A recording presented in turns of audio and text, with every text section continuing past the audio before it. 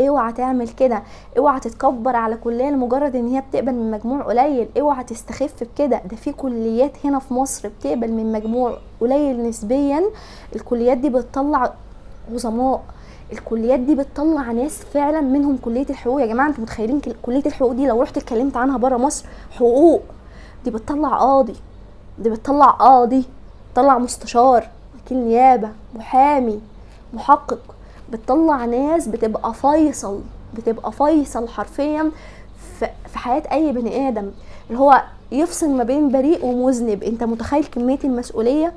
فالكليات دي بره مصر توب التوب.